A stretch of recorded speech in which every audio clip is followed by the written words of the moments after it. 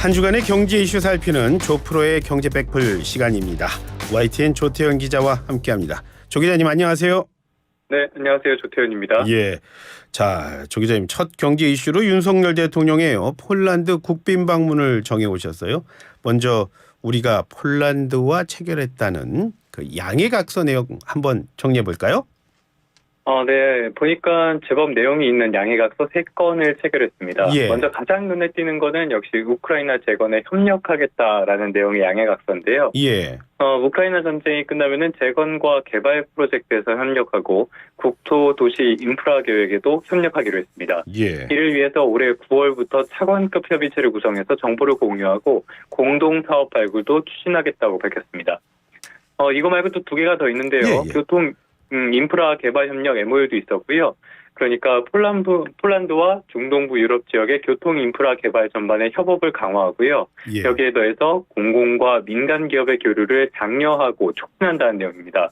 예. 마지막은 한 폴란드 무역투자 촉진 프레임워크 MOU인데요.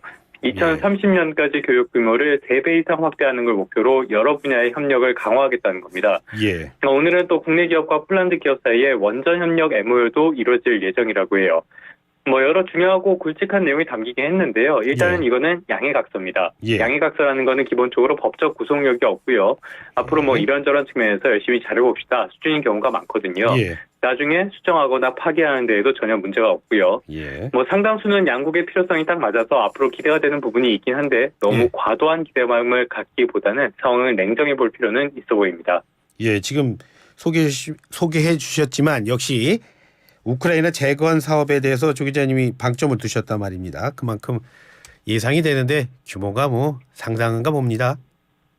그렇죠. 러시아의 우크라이나 침공으로 전쟁이 시작된 게 지난해 2월이거든요. 예, 전쟁 초기에는 기억하시겠지만 전쟁이 오래가지는 않을 것이다 이런 분석이 많았는데 그렇죠. 생각보다 우크라이나가 강력하게 저항을 하고 서방의 지원이 이어지면서 지금 전쟁이 1년 넘게 길어지고 있습니다. 예, 그런데 전쟁이 진행되는 곳 대부분이 우크라이나 영토란 말이에요. 그러면은 나라가 아주 쑥밭이 됐겠죠. 예, 지금 서방에서는 이래저래 종전 협상에 대한 목소리가 나오고 있는데요. 전쟁이 끝나면은 이렇게 파괴된 기반 시설 같은 것들을 다 다시 만들어야 할 거 아니에요. 예, 이 재건에 대한 기대감이 커지고 있습니다. 기본적으로 폴란드는 우크라이나랑 국경을 맞대고 있거든요. 그래서 서방의 최전선이라고도 불리는데 당연히 우크라이나 재건의 핵심 역할을 하게 될 것으로 보입니다. 우크라이나 역시 우리나라의 참여를 요청한 상태예요. 5천여 개 재건 프로젝트에 기업 참여를 요청했고요. 예, 시급한 분야에서는 파일럿 사업이 조만간 추진될 예정이라고 합니다. 그러니까 삼각 협력 체계가 완성됐다는 게 대통령실의 설명입니다. 예, 그런데 아무래도 사업 규모에 관심이 많이 가겠죠. 지금까지 예상은 1조 달러 이상 정도로 보고 있습니다. 예, 우리 돈으로 치면은 1,200조에서 1,300조 원 규모가 되는 것으로 추산이 되는데요. 예, 이게 당장 1조 달러가 아니라 10년 동안 이 정도로 지금 계산이 되고 있습니다. 그렇죠. 예, 그래서 서유럽 보건 사업이었던 마샬 플랜에 비견된다는 이야기가 나옵니다. 당연히 어마어마한 건축, 토건, 토목, 플랜트 수요가 나오겠죠. 이 과정에서 우크라이나는 복구를 넘어선 현대화를 이야기를 하니까 예. 국내 기업에 대한 수혜가 굉장히 기대감이 커지고 있습니다. 예, 에너지 인프라도 많이 망가졌다고 해요. 지금 우크라이나는 발전 용량의 44%에 해당하는 원전이 파괴됐다고 합니다. 지금까지 우크라이나는 러시아의 원전을 대부분 의존해 왔는데요. 예, 지금 이렇게까지 싸움도 한 상황에서 앞으로 그럴 리가 없잖아요. 이 과정에서 국내 기업에도 기회가 있는 건 분명해 보입니다. 근데 물론 불확실성도 있는 게 분명하죠. 아직 전쟁이 끝나지도 않았다는 게 가장 큰 불확실성일 거고요. 그렇죠. 예. 전쟁이 끝나면은 그때부터는 돈이 문제가 될 겁니다. 대체 이 1,200조 원이나 되는 재원을 어떻게 마련할 것이냐가 예. 문제가 될 텐데요.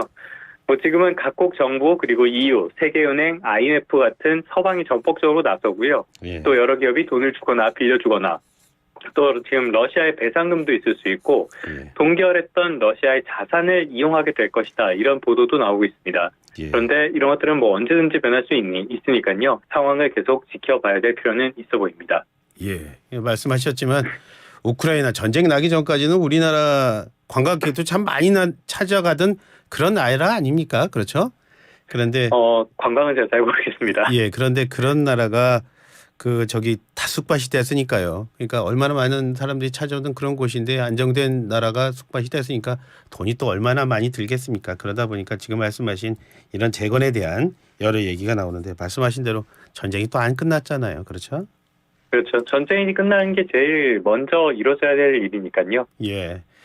자, 그런데 우리 대통령이 이렇게 동유럽 국가 가면요. 특히 방위산업 이 얘기가 좀 많이 나오는 것 같아요. 이번에 폴란드 대통령도 뭐 한국의 무기를 폴란드에서 직접 생산하고 싶다. 그런 말까지 했다고요? 기자님? 맞습니다. 콕 집어가지고 K2 주력 전차를 이야기를 했습니다. 아, 그래요? 최근에 한국 방산이 잘 나간다 이런 소식 들어보셨을 것 같아요. 그러니까요. 예. 주가도 괜찮습니다. 증권사들이 하반기에 방산과 관련해서 오버웨이트, 그러니까 이게 비중 확대죠. 이런 것들을 예. 권고를 하고 있거든요. 이렇게 한국 방산이 잘 나가는 배경, 그것도 동유럽에서 잘 나가는 배경은 이 우크라이나 전쟁과 직접 관련이 있다고 보는 게 맞겠습니다. 예.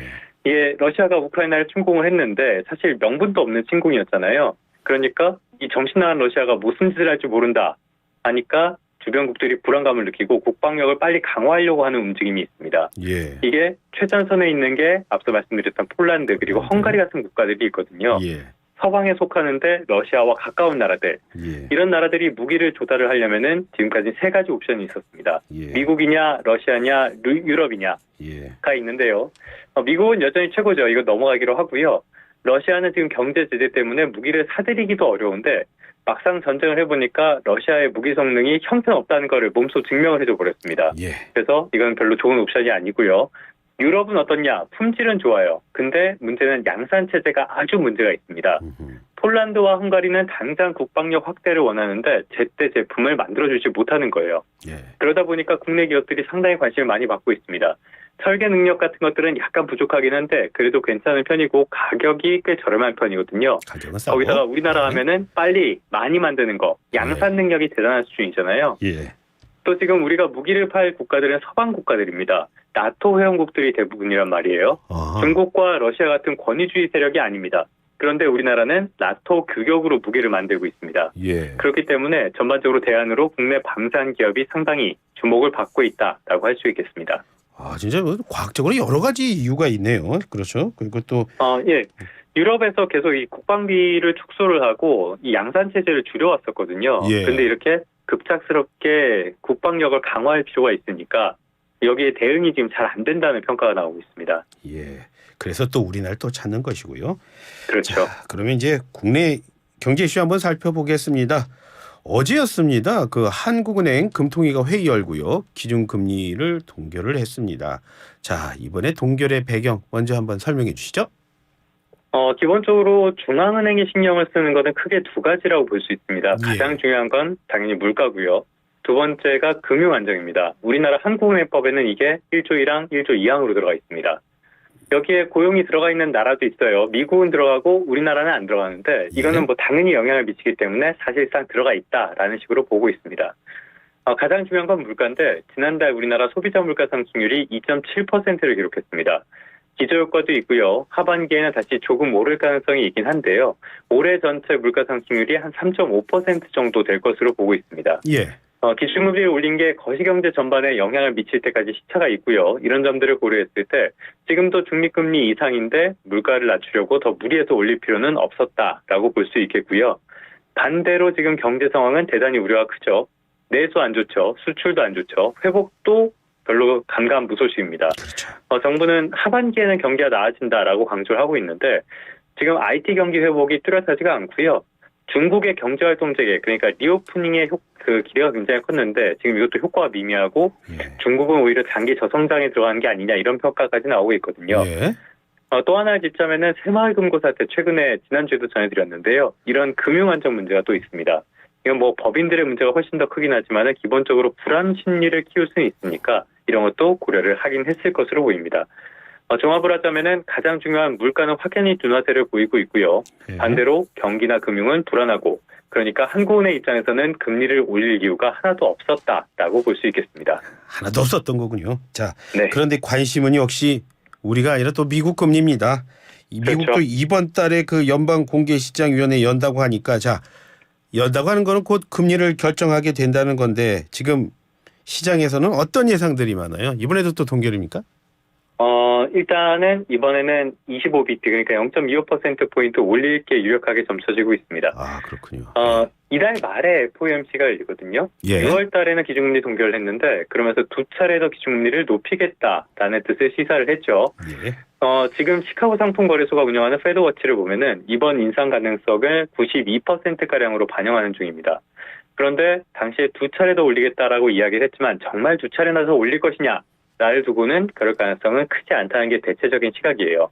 예. 몇 가지 근거가 있는데요. 역시 여기도 물가가 중요합니다. 미국의 지난달 CPI, 그러니까 소비자 물가가 나왔는데 이게 3%로 떨어졌습니다. 지난해 6월에 9.1%였거든요. 그러니까 3분의 1이 된 겁니다. 예. 기저효과가 있긴 했지만은 일단 3분의 1 수준까지 내려선 거고요. 일각에서는 인플레이션의 싸움과의 승기를 잡았다는 평가까지 나오고 있습니다. 예. 여기 여러 배경이 있는데 에너지 가격 하락했고요. 중고차 가격이나 주거 비용 같은 것들도 많이 진정되는 분위기입니다. 간밤에 또 하나 소식이 있었는데요. 예. 바로 PPI입니다. 이게 생산자 물가 지수인데요. 그러니까 도매 물가죠. 예. 소비자 물가의 선행 지표로 볼 수 있는데 1년 전보다 0.1% 올랐습니다. 예. 수치가 2020년 8월 이후의 최소폭이었습니다. 물론 한 달 지표가 잘 나온 걸로 연준이 동결을 할 것이다라고 이야기하기는 어렵겠지만 아무튼 연준이 금리를 더 올리지 않을 것이라는 기대감 자체는 상당히 커졌다라고 볼 수 있겠습니다. 예. 생산자 물가 그 발표가 나왔으니까 영향을 받긴 받잖아요. 그렇죠? 그래서 약간의 시차를 두고 예. 도매 물가는 소매 물가로 영향을 줄 수밖에 없죠. 예. 자, 그런데 지금 말씀하신 대로 좀 전에 말씀하셨지만 많은 예상을 하는 0.25%포인트 올리게 되면 그러면 우리랑 미국 금리 차는 또 더 벌어지는 거잖아요. 우리가 동결을 했으니까. 자, 이랬을 그렇죠. 때 지금 그렇죠. 우리나라가 지금 3.5%인데 그러니까 미국이 한 번 더 올리면 상단 기준으로 5.5%가 되거든요. 그러니까 2%포인트까지 굉장히 많이 벌어지게 되는 겁니다. 그거 걱정 안 해도 되는 거예요, 조 기자님? 상당히 걱정이 많죠. 사실 교과서에서는 기축통화국인 미국이 기준금리가 더 높아지면은 자금이 기축통화로 쏠리면서 우리 같은 나라들 이런 곳에 신흥국들에서는 자금이 유출되고 환율이 오르게 된다라고 많이 이야기를 합니다. 예. 근데 실제로 과거에 세 차례 금리 역전기에 보면요. 자금이 빠져나간 적이 없습니다.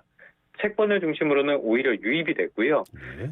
최근 상황을 보면은 채권 쪽으로는 계속 외국인 자금들이 꾸준히 들어오고 있습니다. 주식 쪽에서는 지난달에 자금이 빠져나가는 모습을 보이긴 했는데요. 예. 요거는 최근에 2차 전지 같은 데서 주가가 많이 올랐잖아요. 예. 그러면서 차익 실현을 한 매도가 영향이 있지 않았을까라고 보고 있습니다. 그렇게 보는 거고요. 그리고 환율 역시 최근에는 1,300원대 언저리에서 좀 안정적인 모습을 보이고 있죠. 기본적으로 자금은 금리 격차에도 영향을 받긴 받는데요. 경제적인 펀더멘탈, 그러니까 기본 체력이 훨씬 더 중요하다고 할 수 있겠습니다. 지금처럼 경제가 어찌됐든 안정된 상황에서 과거의 외환위기처럼 불안한 상황도 아닌데 자금이 확 빠져나갈 가능성은 그렇게 크지 않다는 겁니다. 다만 연준이 정말 두 차례 금리를 인상한다면은 이 격차가 2.25%포인트까지 벌어지게 되잖아요. 예. 이 경우에는 심리적으로 더 불안한 모습을 보일 수는 있을 것 같습니다. 예. 그렇다고 해도 우려하는 것처럼 자금이 확 빠져나와서 난리가 나고 이럴 가능성은 그렇게 크진 않아 보입니다. 예. 조 기자님이 다만 이렇게 할 때마다 깜짝깜짝 놀라곤 합니다. 예. 말버릇입니다. 예, 아닙니다. 괜찮아요. 예, 다만 할 때마다 이게 또 뭐가 또 있나 해서 그러는 거죠. 또 뭐 오늘 말씀 잘 들었습니다. 고맙습니다. 네, 고맙습니다. 예, 지금까지 YTN 조태현 기자와 함께했습니다.